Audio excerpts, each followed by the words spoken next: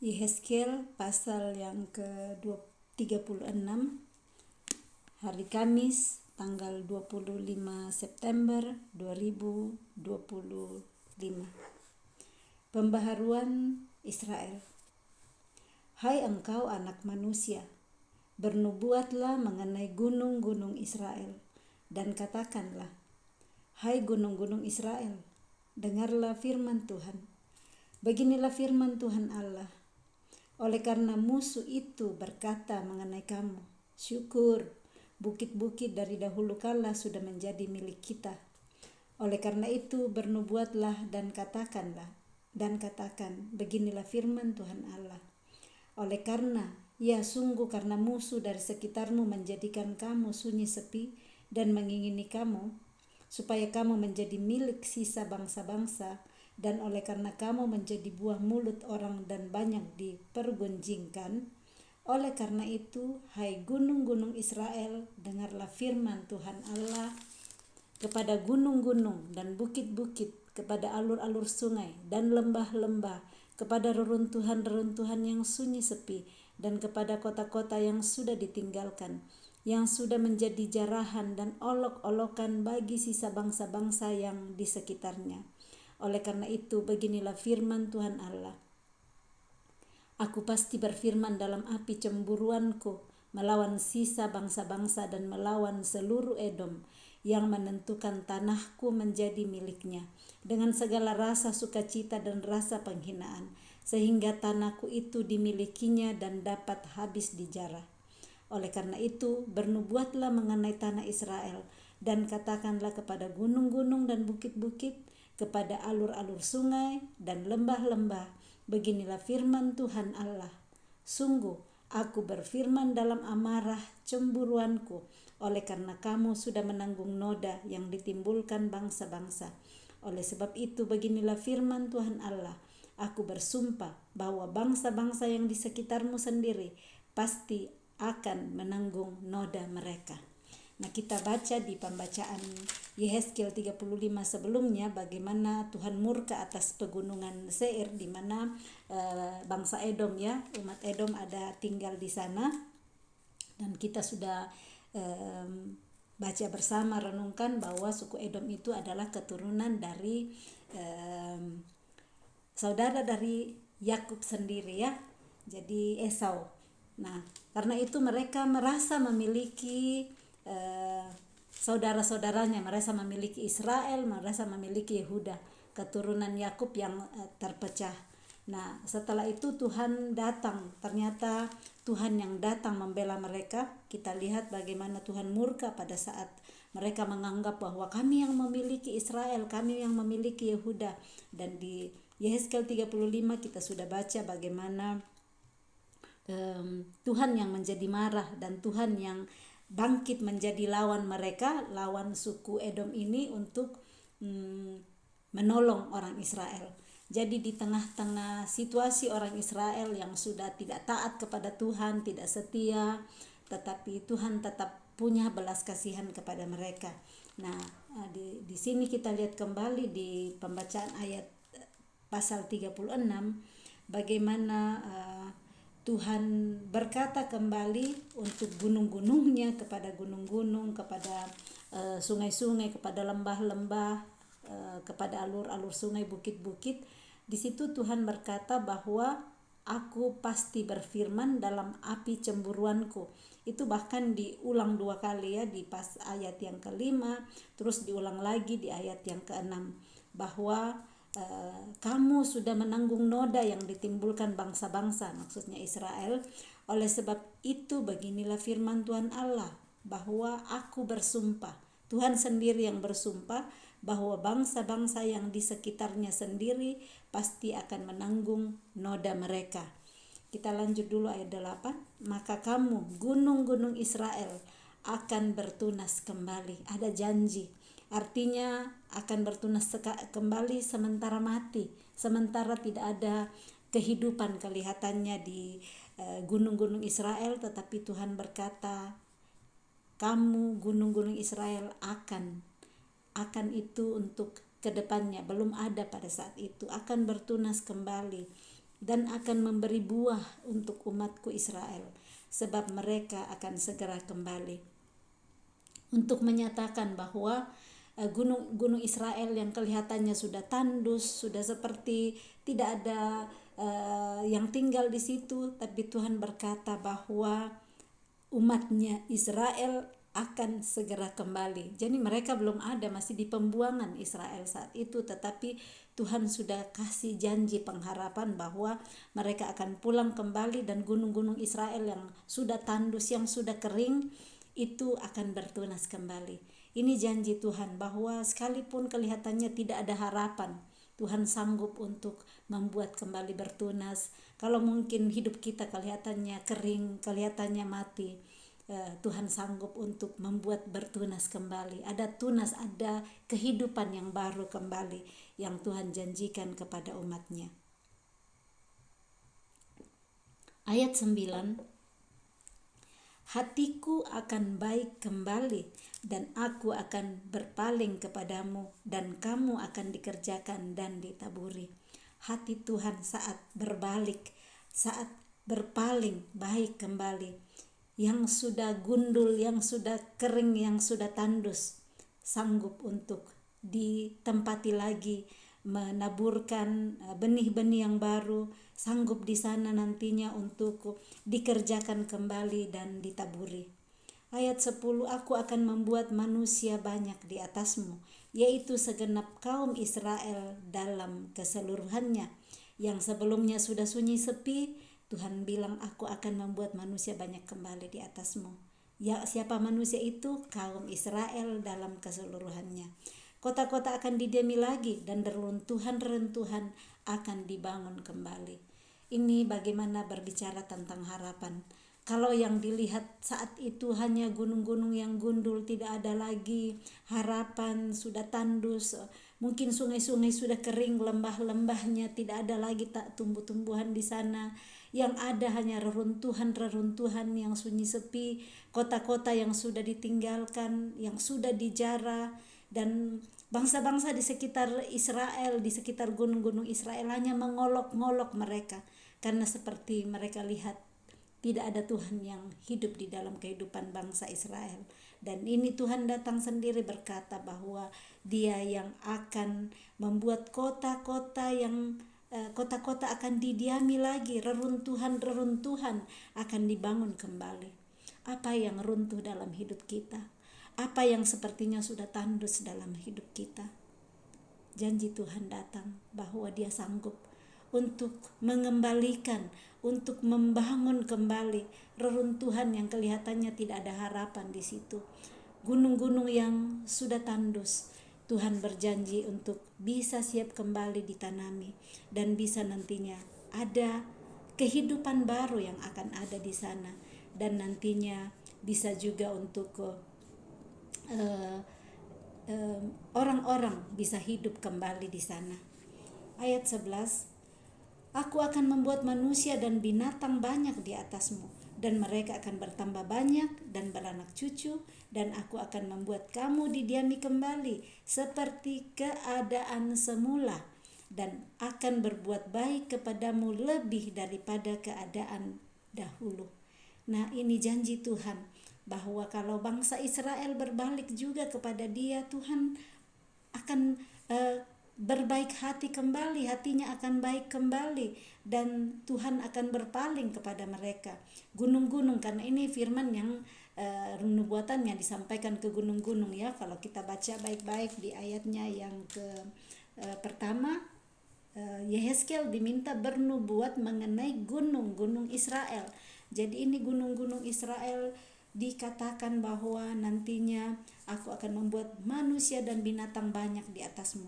Bahkan janji Tuhan bahwa keadaanmu akan seperti semula kembali, dan bahkan akan lebih baik daripada keadaan dahulu. Nah, kadang dalam kehidupan kita sehari-hari kita lihat mungkin hidup yang dulu baik dan hari ini banyak sekali ujian-ujian, kelihatannya hanya masalah dan masalah yang dihadapi.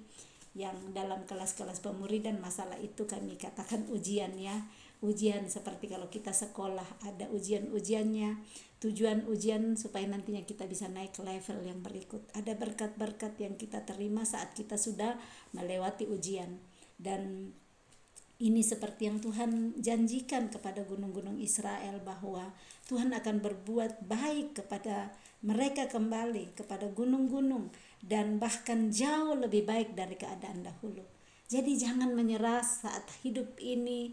Hari ini kelihatannya hidup kita kok nggak sama dulu, saya lebih bagus dulu. Tuhan janji bahwa Dia sanggup untuk memulihkan kembali, bahkan jauh lebih baik dari keadaan yang dahulu. Kuncinya bagaimana kita terus merendahkan hati, kita terus berbalik kepada Dia, dan mau memperbaiki cara hidup yang lama. Tuhan tidak membiarkan kita tinggal terus di dalam kehancuran, di dalam reruntuhan, di dalam sunyi sepi, tetapi Tuhan berkata bahwa engkau akan dibangun kembali, akan banyak manusia di atasmu, akan banyak binatang yang akan berkembang biak. Dan pada saat itu kamu akan mengetahui bahwa akulah Tuhan. Kita akan tahu bahwa hanya Tuhan yang sanggup membuat situasi kehidupan kita yang kelihatannya tidak ada harapan. Kita sudah mencoba mencari pertolongan ke sana kemari, manusia-manusia yang kita andalkan, keluarga kita, teman-teman kita, siapapun yang kita kenal yang kita pikir bisa menolong kita, ternyata kita coba minta tolong, gak ada satu orang pun yang bisa nolong kita. Saat itu kita bisa lihat hanya Tuhan yang sanggup melakukan jauh lebih daripada yang kita pikirkan. Terus berharap hanya kepada Tuhan, karena diberkatilah orang yang mengandalkan Tuhan, yang hanya menaruh harapan kepada Tuhan. Jangan taruh pengharapan kepada manusia, karena manusia juga punya persoalan mereka masing-masing.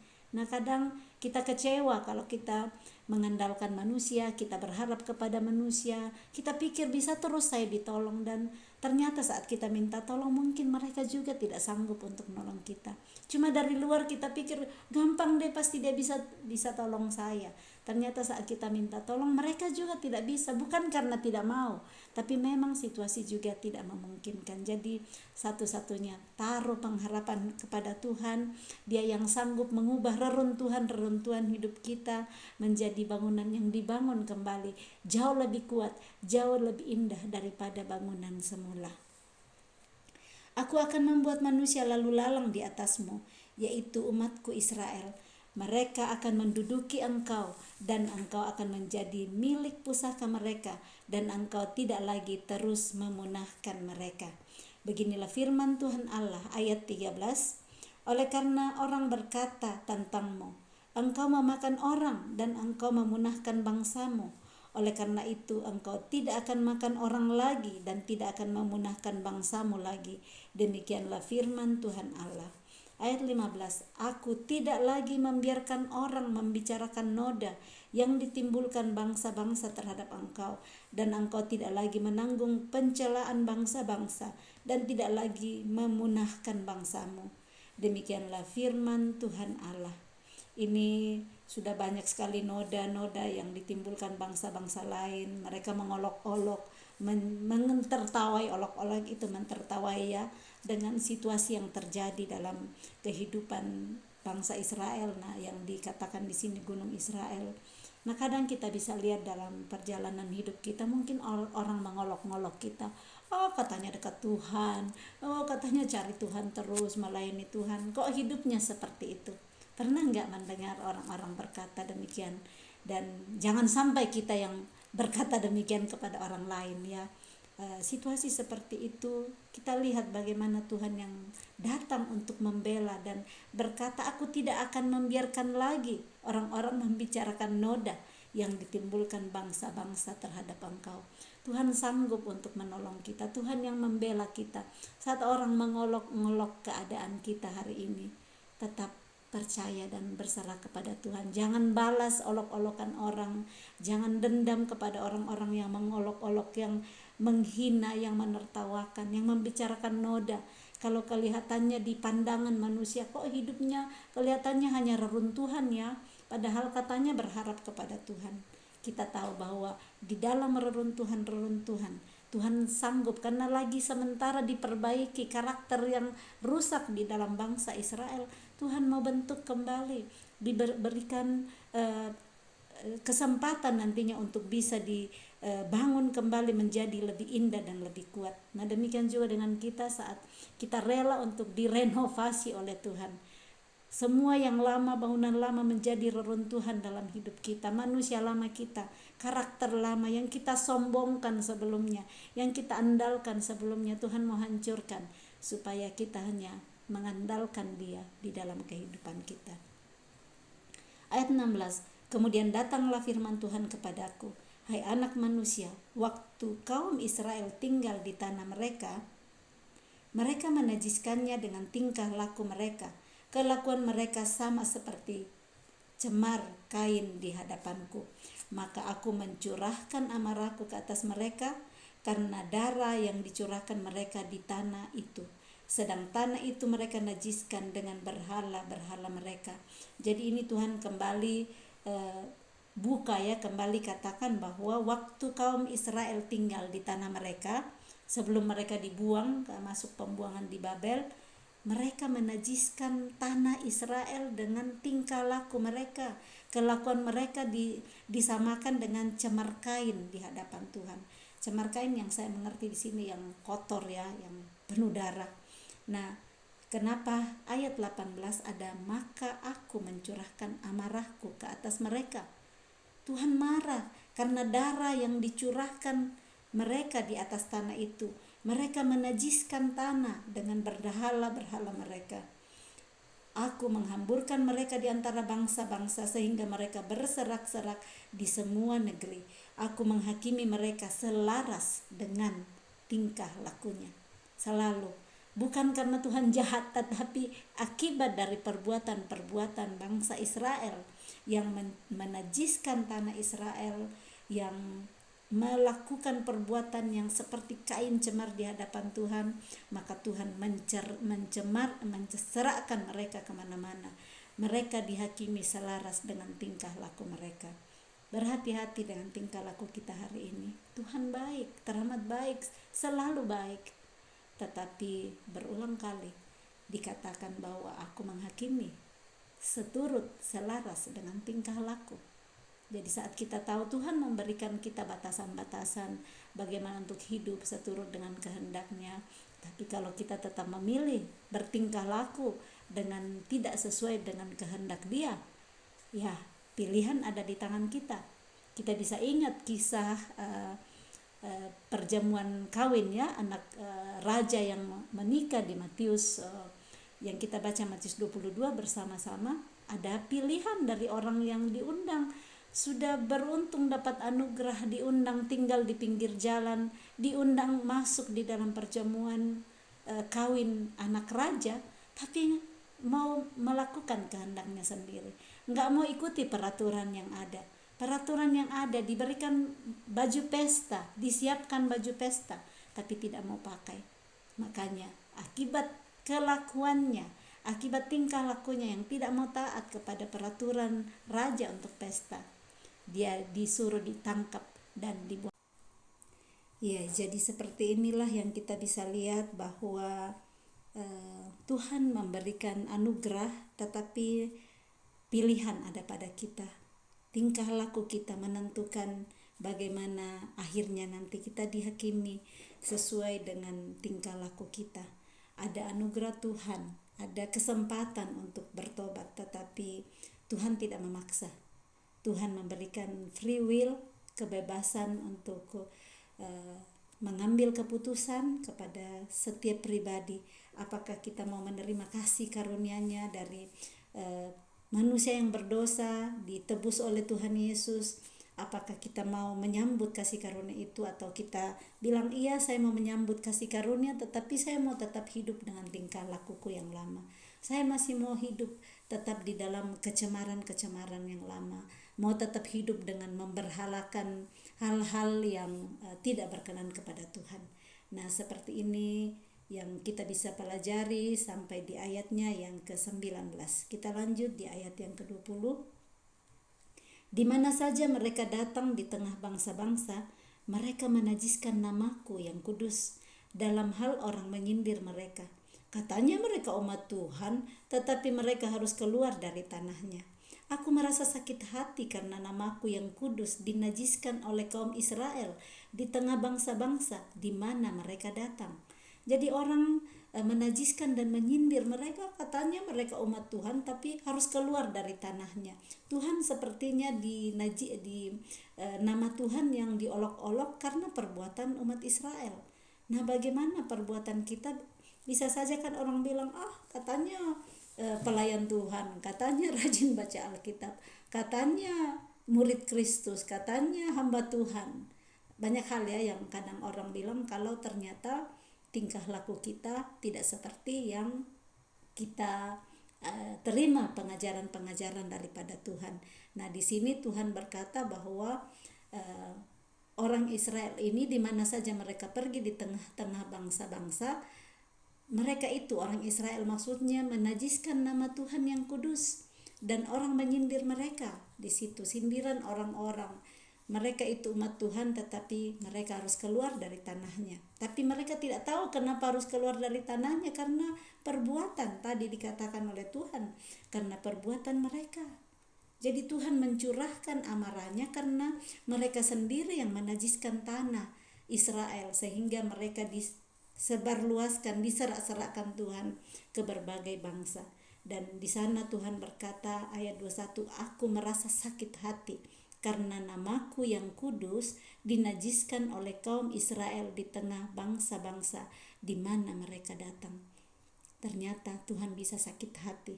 Dan bagaimana Tuhan sakit hati kalau namanya yang kudus dinajiskan oleh orang, dinajiskan oleh kaum Israel di tengah bangsa-bangsa. Nah, kalau saya belajar dari sini, Tuhan bisa sakit hati kalau nama Tuhan ternyata dinajiskan orang karena perbuatan kita. Kurang lebih seperti itu. Yang tadi saya sudah bagi, mungkin orang bilang, iya orang Kristen kan, orang Kristen itu baik, orang Kristen perhatian. Ternyata berkumpul dengan orang-orang lain, kita cuman egois kita yang muncul. Kita cuma mementingkan diri kita sendiri. Mereka akan bilang katanya anak Tuhan, katanya orang Kristen. Nah, ini kan nama Tuhan sendiri yang dinajiskan. Nah, Tuhan ternyata bisa sakit hati kalau melalui perbuatan-perbuatan kita, tingkah laku kita, dan orang-orang akan mengolok-olok Tuhan karena kita. Jadi kiranya kita terus menghargai nama Tuhan, terus membawa harum nama Tuhan dengan tingkah laku kita, bukan malah Tuhan nanti yang dibilang orang, rajin sekali ke gereja, rajin sekali pelayanan, tapi ternyata tingkah lakunya tidak sesuai dengan namanya, dengan hamba Tuhan, nama pendeta kah, majelis gereja kah, ibu-ibu pelayan kata apa saja. Jadi ini menolong kita untuk terus-menerus berhati-hati dengan segala tingkah laku kita supaya tidak menajiskan nama Tuhan. Ayat 22, oleh karena itu katakanlah kepada kaum Israel, beginilah firman Tuhan Allah, bukan karena kamu aku bertindak, hai kaum Israel, tetapi karena namaku yang kudus yang kamu najiskan di tengah bangsa-bangsa di mana kamu datang. Jadi Tuhan beraksi karena namanya yang dinajiskan. Tuhan mau terus namanya kudus. Makanya kan ada di firman lain dikatakan, kuduslah kamu karena aku kudus. Tuhan sangat menghargai kekudusannya, dan Tuhan mau supaya kita menghargai kekudusan Dia, menghormati nama Tuhan yang kudus. Jadi Dia bikin di sini bukan Tuhan bertindak karena kaum Israel, bukan karena kamu aku bertindak, tetapi karena namaku yang kudus. Ayat 23,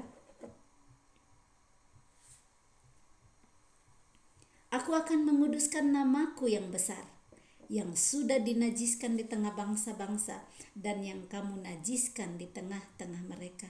Tuhan sendiri yang akan menguduskan kembali namanya. Dan bangsa-bangsa akan mengetahui bahwa akulah Tuhan. Demikianlah firman Tuhan Allah, manakala aku menunjukkan kekudusanku kepadamu di hadapan bangsa-bangsa. Aku akan menjemput kamu dari antara bangsa-bangsa dan mengumpulkan kamu dari semua negeri, dan akan membawa kamu kembali ke tanahmu.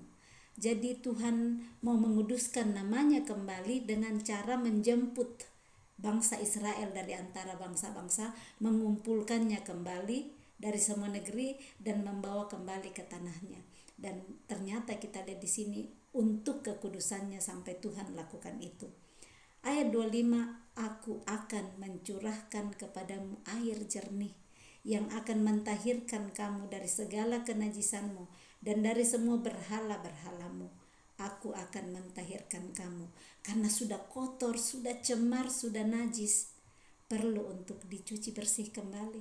Kalau kita main-main lumpur ya, main-main kotor, supaya bisa bersih kembali perlu dicuci, disiram dengan air kalau dulu kan ada timba ya yang dipakai, dicurahkan itu timba banyak-banyak airnya supaya bisa bersih tuh lumpur kotoran yang penuh di badan kita. Nah, kurang lebih seperti itu Tuhan mau untuk bersihkan ini kaum Israel dengan cara apa? Mencurahkan kepadamu air jernih. Air jernih ini firman Tuhan. Kalau hari ini apa yang berlumpur yang mengotori diri kita, siram, serahkan diri kita untuk disiram, dicurahkan air jernih di atasnya. Siram hati kita dengan firman Tuhan, air yang jernih, yang tujuannya, fungsinya mentahirkan kita. Ini air jernih yang dikatakan Tuhan, aku akan mencurahkan air jernih kepadamu yang akan mentahirkan kamu. Ditahirkan dari apa? Dari segala kenajisannya, dari semua berhala-berhalamu. Aku akan mentahirkan kamu. Kamu akan kuberikan hati yang baru dan roh yang baru di dalam batinmu, dan aku akan menjauhkan dari tubuhmu hati yang keras dan kuberikan kepadamu hati yang taat. Ini Tuhan penuh kasih, yang Dia mau ubahkan terlebih dahulu adalah hati. Saat dibersihkan, dicurahkan air jernih itu supaya hatinya diperbaharui. Hati kita perlu diperbaharui. Kita berulang-ulang mengatakan bahwa jagalah hatimu. Maksudnya Amsal ya, kita Amsal 4:23 mengatakan jagalah hatimu dengan segala kewaspadaan, karena dari sanalah terpancar kehidupan. Dan ini Tuhan berkata yang akan diberikan yang baru itu adalah hati. Perbarui hati kita yang lama, yang congkak, yang sombong, yang iri, yang pelit, semuanya Tuhan mau ambil dari kita supaya kita diberi hati yang baru. Dan roh yang baru di dalam batinmu. Ada roh yang baru. Tuhan mau berikan rohnya yang baru dalam batin kita, supaya bukan roh-roh dunia yang terus memenuhi batin kita. Dan aku akan menjauhkan dari tubuhmu hati yang keras. Hati yang keras yang tidak bisa dimasuki firman, yang tidak bisa ditetesi air yang jernih. Itu Tuhan bilang, aku akan jauhkan dari tubuhmu. Dan apa yang akan Dia berikan menjadi gantinya? Hati yang taat. Jadi ternyata hati yang keras itu adalah hati yang tidak taat. Hati yang tidak mau dengar-dengaran perintah Tuhan.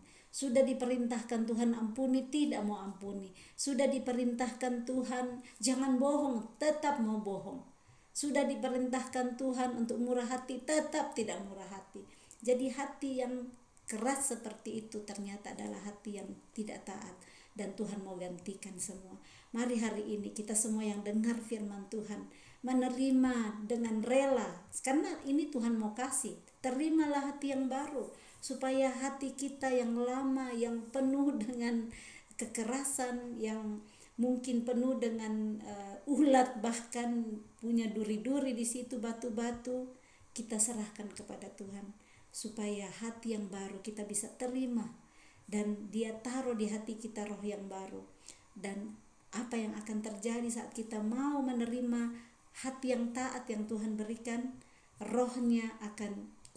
Rohku akan kuberikan diam di dalam batinmu. Kalau roh Tuhan diam di dalam batin kita, saat hati kita sudah menjadi hati yang baru, hati yang taat, ini Tuhan katakan, dan aku akan membuat kamu hidup menurut segala ketetapanku dan tetap berpegang pada peraturan-peraturanku dan melakukannya. Saat kita punya hati yang baru, kita akan mulai hidup menurut segala ketetapannya, dan kita sudah mulai bisa tetap berpegang pada peraturan-peraturannya dan kita bisa melakukannya. Jadi jangan bilang saya tidak bisa lakukan, susah sekali. Kita punya janji Tuhan. Janji Tuhan hari ini berkata, Dia berikan hati yang baru yang taat, dan Roh-Nya itu diam dalam batin kita, yang Dia yang akan membuat kita hidup menurut segala ketetapannya. Dia yang menyanggupkan kita. Kemarin sudah kita baca ya di 2 Petrus 1 ayat 3. Segala kasih karunia untuk melakukan hidup yang benar di hadapannya Dia sudah berikan. Jadi bagian kita hanya taat saja. Bagian kita hanya kosong saja dan menerima saat Tuhan mau bekerja, supaya kita bisa melakukan peraturannya, supaya kita jadi seperti anak kecil. Kemarin kita sudah bagi anak kecil yang percaya saja, taat saja. Nah, Tuhan akan melakukan hal yang besar di dalam hidup kita. Tuhan akan menyanggupkan kita menghidupi segala ketetapannya dan peraturannya yang sebelumnya kita bilang tidak mungkinlah, impossible lah saya bisa ampuni orang itu, impossible lah saya bisa lihat lagi mukanya, impossible lah saya bisa berdiri di depan orang bicara, saya tidak biasa, saya tidak mau berdoa. Banyak hal yang kita pikir selama ini kita tidak sanggup lakukan. Tapi saat kita rela hati kita diganti dengan hati yang baru, kita izinkan Roh Tuhan diam di dalam batin kita, maka saat itu Dia yang akan membuat kita hidup dengan pribadi yang berbeda. Yang dulunya pemalu, gak berani bicara, ternyata berani berbicara dengan orang lain. Yang dulunya gak berani berdoa, mulai berdoa karena tahu ternyata hidupku itu, doa adalah nafas hidupku, dan saya bisa memberkati orang lain dengan doa. Jadi kita lihat Tuhanlah yang membuat kita hidup menurut segala ketetapannya. Bagian kita adalah taat mengikuti saat Dia bilang sesuatu kepada kita. Yang membuat, memampukan adalah Dia. Kita sebagai alatnya untuk melakukan. Ayat 28, dan kamu akan diam di dalam negeri yang telah kuberikan kepada nenek moyangmu, dan kamu akan menjadi umatku, dan aku akan menjadi Allahmu. Aku akan melepaskan kamu dari segala dosa kenajisanmu, dan aku akan menumbuhkan gandum serta memperbanyaknya, dan aku tidak lagi mendatangkan kelaparan atasmu. Aku juga memperbanyak buah pohon-pohonanmu dan hasil ladangmu, supaya kamu jangan lagi menanggung noda kelaparan di tengah bangsa-bangsa yang mungkin lapar selama ini. Kelaparan apa? Kelaparan bahagia, kelaparan sukacita, kelaparan damai sejahtera. Tuhan berkata, aku yang akan memperbanyak gandummu, aku akan menumbuhkan gandummu, memperbanyak semua yang kita butuhkan, semua kelaparan-kelaparan kita. Untuk kemuliaan Tuhan, Dia yang akan tambah-tambahkan dalam hidup kita. Bukannya kelaparan haus pujian dan diberi puji-pujian terus. Yang sukacita yang hilang, yang lapar dan dahaga untuk bisa berrelasi dengan sesama, Tuhan akan berikan semua yang kita butuhkan.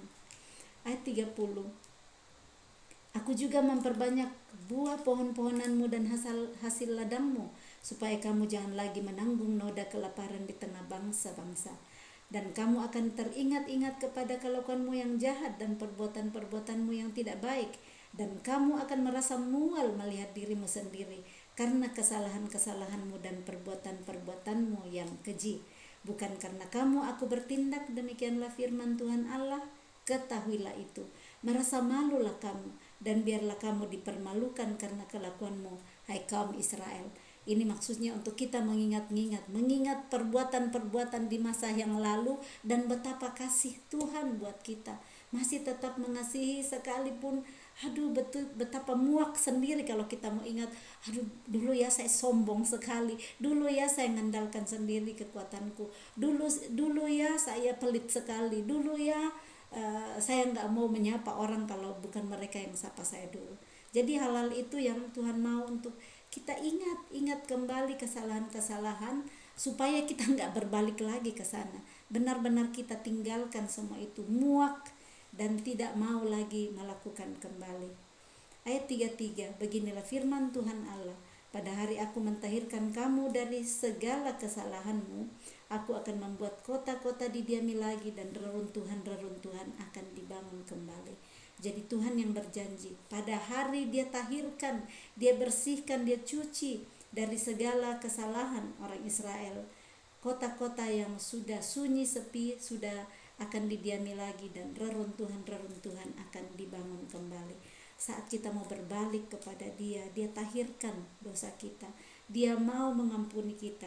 Kita yang penting kita nggak kembali lagi ke cara hidup yang lama. Kita terus menerus dari hari ke hari semakin hidup seperti yang Dia tunjukkan kepada kita.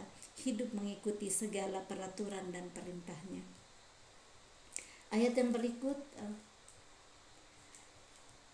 tanah yang sudah lama tinggal tandus, ayat 34, akan dikerjakan kembali supaya jangan lagi tetap tandus di hadapan semua orang yang lintas padamu. Sebaliknya mereka akan berkata, tanah ini yang sudah lama tinggal tandus menjadi seperti Taman Eden, dan kota-kota yang sudah runtuh, sunyi, sepi dan musnah sekarang didiami dan menjadi kubu. Kita lihat bagaimana ternyata tanah yang tandus, orang akan bisa melihat, wow, seperti Taman Eden sekarang. Ada enggak di hati kita kalau melihat hari ini mungkin kehidupan kita kacau balau, melihat ketandusan dan janji Tuhan seperti kepada bangsa Israel bahwa tanahnya akan ditanami kembali, akan dikerjakan kembali. Orang-orang yang lewat akan melihat, wow, sudah seperti Taman Eden yang dulunya sudah hancur berantakan. Pegang harapan dan janji Tuhan. Sehancur-hancurnya, seruntuh-runtuhnya hari ini hidup kita, ada harapan yang Tuhan mau bagi. Bisa diubah kembali, dibangkitkan kembali seperti Taman Eden dan menjadi kota-kota yang didiami. Ayat 36, dan bangsa-bangsa yang tertinggal yang ada di sekitarmu akan mengetahui bahwa akulah Tuhan yang membangun kembali yang sudah musnah dan menanami kembali yang sudah tandus.